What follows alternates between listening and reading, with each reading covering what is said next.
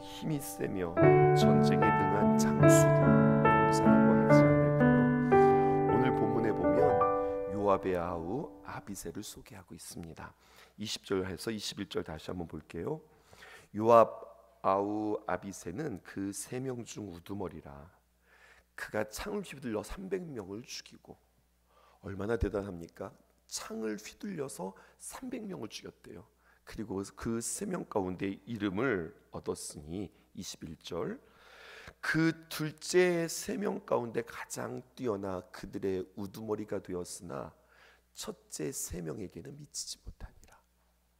이 정도 되면 정말로 대단한 용사하고 으뜸일 것 같은데요, 그들을 어떻게 했냐면 1등이 아니라 둘째라고 그렇게 이야기하고 있습니다. 제2그룹으로 묶고 있습니다. 21절 다시 한번 띄워주실까요? 둘째 3명 가운데에서 가장 뛰어났다. 둘째라고 뽑고 있어요. 제1그룹이 되어지지 않고 있어요. 그리고 그들은 그 3명 가운데 우두머리 용사였지만 첫째 3명에게는 미치지 못했다. 도대체 첫째 3명은 얼마나 대단한 사람들이었을까? 이것을 생각하게 되었습니다. 성경은 또 아비새에 이어서 또 한 사람을 우리에게 소개하는데 그 사람은 브나야입니다. 22절에서 24절까지 또 읽어볼게요. 갑셀의 용사의 손자 여호야다의 아들. 자, 이를 설명하는데 그의 할아버지부터 시작해서 쭉 설명하죠. 누구입니까?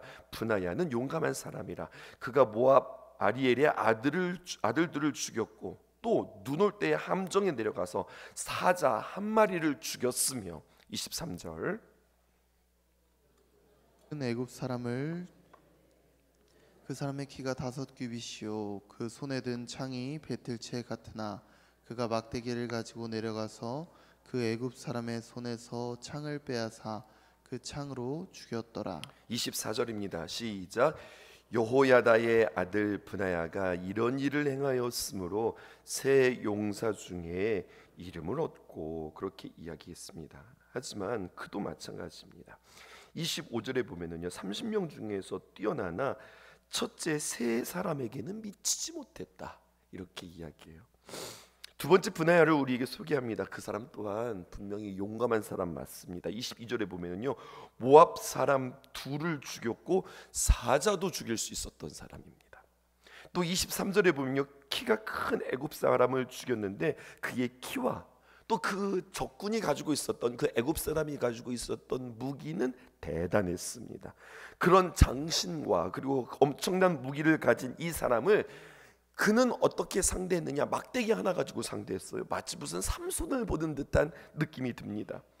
그에게 가서요, 그 창을 빼앗고 도리어 그 빼앗은 창을 찔러 죽임으로 인하여서 그 싸움에서 이긴 자가 되었으니, 이 사람 용사 아니에요? 그런데도 성경은 뭐라고 이야기하냐면, 그런데도 이 브나야도 어느 그룹에 들어가냐면 둘째 그룹에 들어간다라고, 첫째가 되지 못한다는 겁니다. 그리고 그 역시 첫째 3사람에게는 미치지 못했다, 그렇게 이야기합니다. 그러면 이제 우리는 관심 갖게 되어지는 거죠. 그 첫째 사람들은 누구냐? 어떤 사람들이었길래 그렇게 대단한 사람들이었느냐? 오늘 여러분들이 가지고 있는 그 매일 성경에 보면은 그 왼쪽에 말입니다, 두 번째 단락에 그 3사람을 우리에게 소개해주고 있는데, 야소브암 그리고 엘르아살 그리고 역대기에는 기록되어져 있지 않지만 보니까 사무엘 하에는 그 이름이 기록되어져 있으니 삼마라고 하는 사람입니다. 이들은 누구일까요? 성경학자 월터 브루만은 이야기하기를, 본문에 나오는 지금 이 야소브암, 엘르아살 그리고 삼마, 이 3사람을 가리켜서 용기와 충성심의 최고의 모델이다라고 그렇게 이야기했습니다. 오늘 명단들이 쭉 등장해요. 오늘 본문이 많아서, 또 본문이 많을 뿐만 아니라 이름들이 너무 많이 기록되어져 있어서 오늘 다 읽지는 않았지만, 오늘 본문을 통해서도 알 수 있지만 이 다윗에게는 그와 함께하는 용사들도 많았고 그를 돕는 충성된 용사들도 참 많이 있었습니다. 하지만 성경에는요, 최고의 사람 3사람을 꼽고 있어요.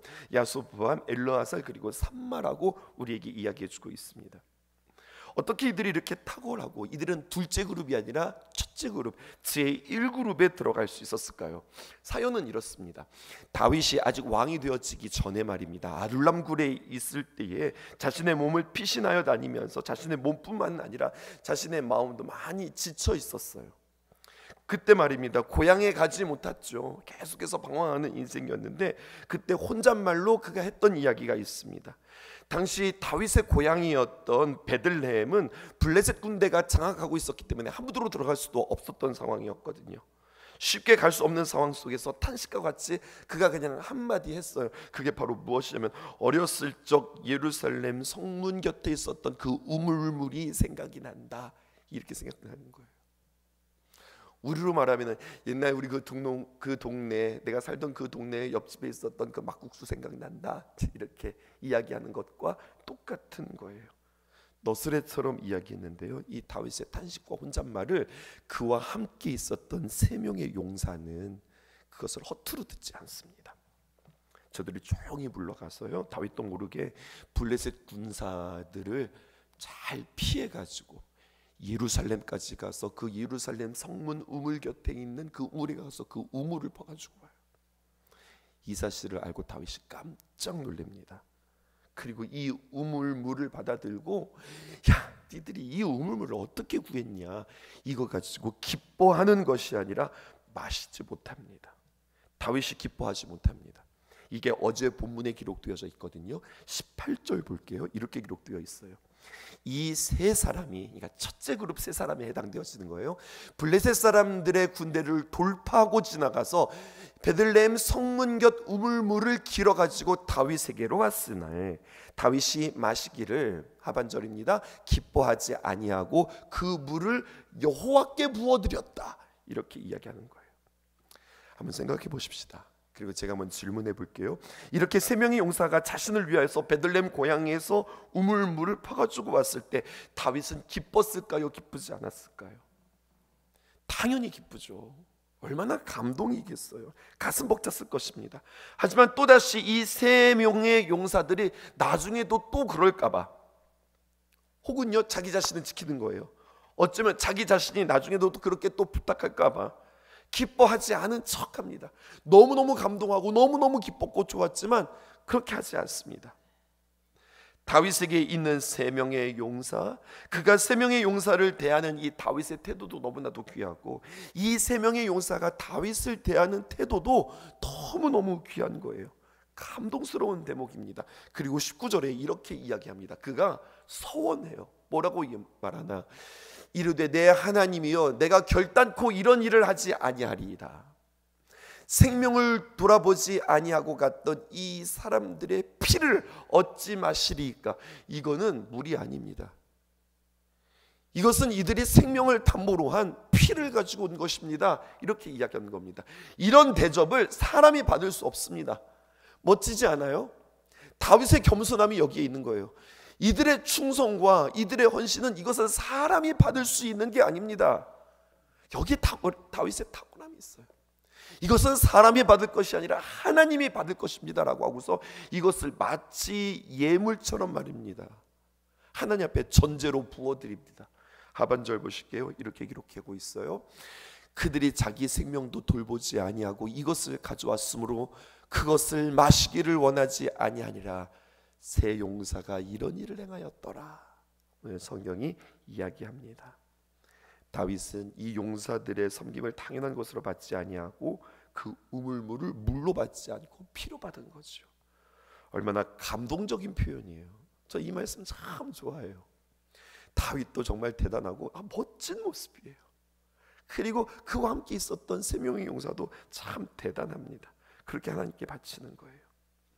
다윗과 함께 있었던 이 다윗의 세 명의 용사들과의 관계, 죽음을 뛰어넘고 그의 어떤 주군과 종의 관계가 아니라 이것은 정말로 아버지와 아들과 같은 관계인 것 같기도 하고요.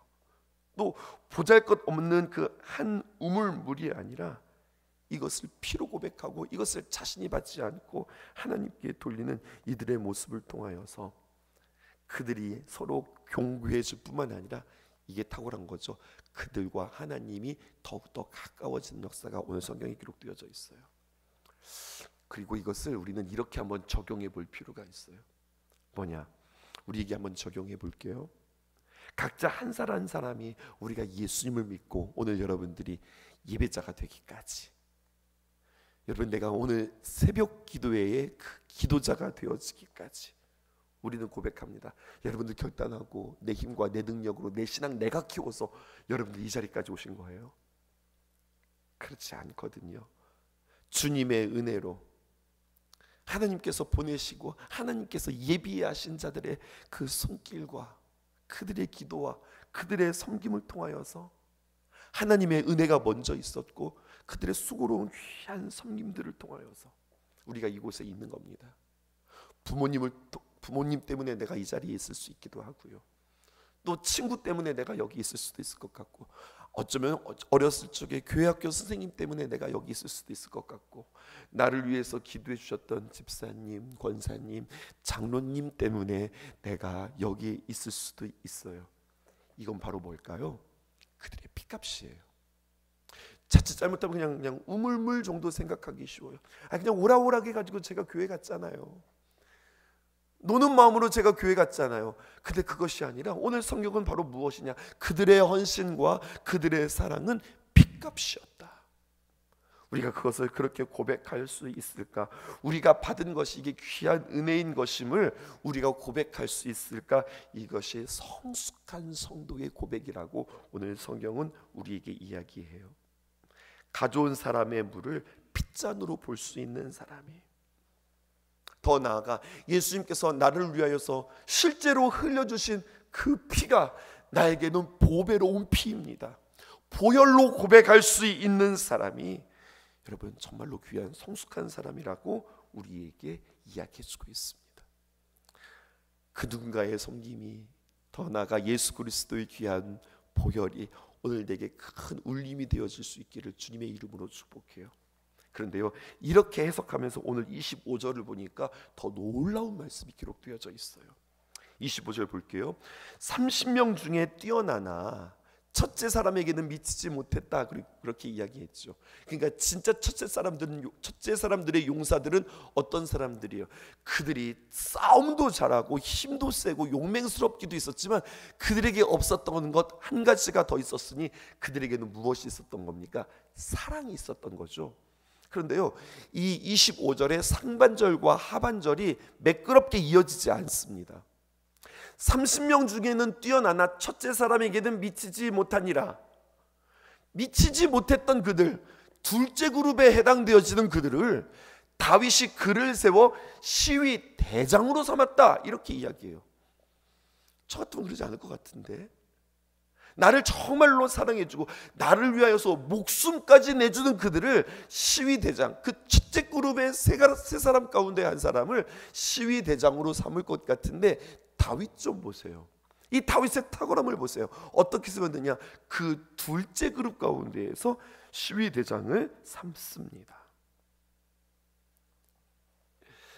사랑이 있느냐 사랑이 없느냐를 통하여서 그는 첫째 그룹이냐 둘째 그룹이냐가 구분되었는데, 하나님 나라의 진정한 용사는요, 먼저 우리에게 이렇게 이야기하고 있죠.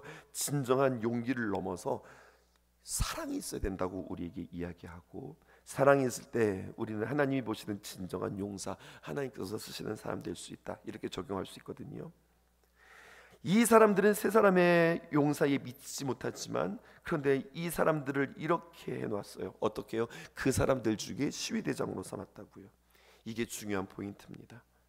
다윗에게 물을 떠온 그 세 사람 중에 한 사람을 세운 것이 아니라, 여러분 이 세 사람 둘째 그룹 가운데 시위대장을 세웠다고 하는 이야기는 여기에 다윗의 아주 탁월한 리더십을 우리는 보게 되어지는데, 첫 번째, 공사를 구분할 수 있었다는 거예요. 공사를 구분할 수 있었다.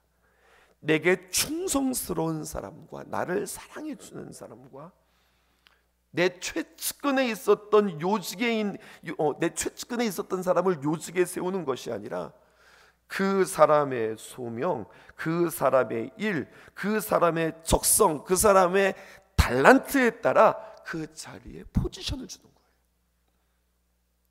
내게 잘하고 내게 친하고 나의 입에 혀와 같은 사람을 요직해 주는 것이 아니라 그 자리에 누가 적합한가, 그 일을 가장 잘할 수 있는 사람을 세웠다라고 하는 거죠.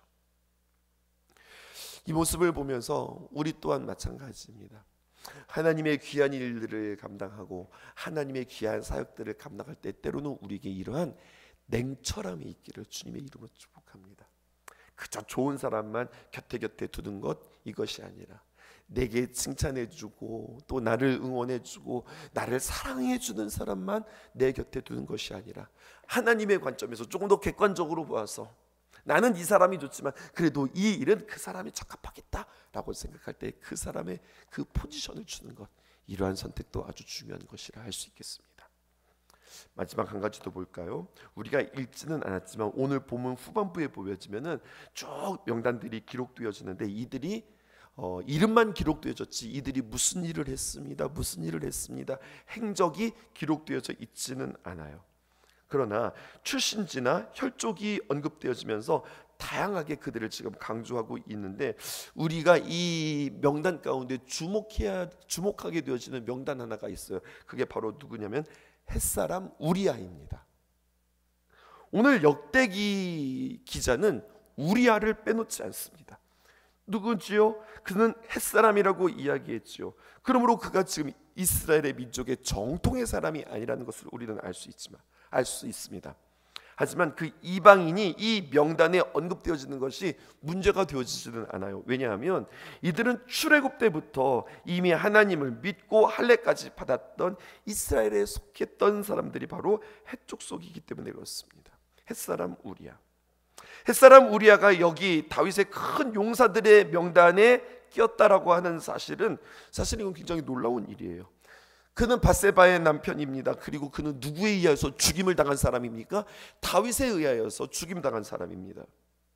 만약 그러한 자가 있다면 세상 사람들은요, 특히 후대는요, 야, 이 햇사람 우리야 기억할 거예요. 그런데요, 아예 그를 역사 가운데서 삭제하는 것으로 해결하지 않습니다. 역사는 무엇입니까? 벌어진 일을 기록하는 것으로 기록에 누락되어지면은요, 그는 역사에서 없어지는 사람이 되어지는 거예요. 그리고 그러고 싶을 거예요. 왜냐하면 다윗에게 있어서 그것은 치부니까. 그런데요, 역대기의 저자는요, 아무리 따뜻하고 아무리 다윗을 응원한다고 하지만 그렇다고 다윗을 미화하지는 않습니다. 이것이 역대기 사가의 아주 중요한 기술 방법입니다. 햇사람 우리아가 나라를 위해 국방을 지키다가 어떤 변을 당했는지 어떻게 죽었는지 잘 알면서도 그를 기록에 삭제하지 않았다는 이야기예요. 사람들은 이 명단을 읽어가며 그가 억울하게 당했던 일, 다시 말하여서 다윗이 비열하고 극악했던 그 범죄를 그들은 잊지 않습니다. 그리고 저자는 그것을 피하지 않습니다. 어쩌면 독자들에게 잊지 마세요 라고 그렇게 말하는 듯 하는 것 같습니다. 여러분, 이것이 진짜 역사입니다. 오늘 우리는 이것을 보면서 우리 신앙에 우리는 어떻게 적용해 볼까 생각해요. 십자가의 거룩한 보혈로 진홍과 같이 붉을지라도 흰 눈과 같이 희게 하시는 하나님의 귀한 은혜로 말미암아 하나님께서는 우리를 향하여서 너는 의인이다 라고 그렇게 말씀해 주시는 은혜 가운데 우리는 살아가요. 그리고 하나님께서 우리에게 그렇게 말씀해 주세요. 나는 내가 한 일을 나는 전혀 알지 못한다. 너의 모든 죄를 내가 다 도말하였다, 삭제했다라고 주님께서 우리에게 말씀해 주시죠. 그러므로 나는 참 하나님 앞에 귀한 은혜를 받은 사람인데 잊지는 말자고요. 당신은 누구입니까? 라고 하면 저요, 예수 그리스도의 은혜로 말미암아 은혜 받은 사람이에요. 그리고 저는 의인입니다 라고 말하지는 말자고요. 그럼 목사님 어떻게 이야기해요? 의인은 의인이지요. 하지만 어떤 의인이냐? 괄호치고 우리는 그렇게 이야기하자고요. 참 염치 없는 의인입니다. 이거 잊지 않는 게 우리의 삶 속에서 겸손을 지키는 아주 중요한 고백입니다.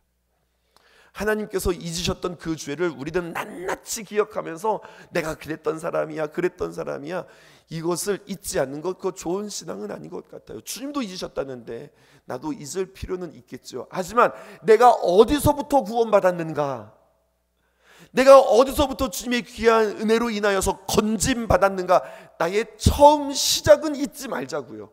그것을 우리는 어떻게 표현하냐면 염치 없는 의인입니다. 이것을 기억할 때에 우리는 겸손해질 수 있어요. 내가 자격이 없는데 나 같은 사람이 말입니다. 나같이 실력 없는 사람이, 나같이 지혜 없는 자가, 나같이 그렇게 악한 자가 하나님께서 가려주셨고 기다려주셨고 참아주셔서 이렇게 되었는데 그 은혜는 기억하지 못하고 그냥 나대면서 그렇게 그냥 으쓱으쓱하면서 함부로 정죄하고 함부로 판단하는 그러한 우리들의 모습은 아닌가, 함께 돌아볼 수 있었으면 좋겠습니다. 하나님의 귀한 은혜 가운데 오늘도 주님께 충성된 일꾼 되어지고 먼저 그라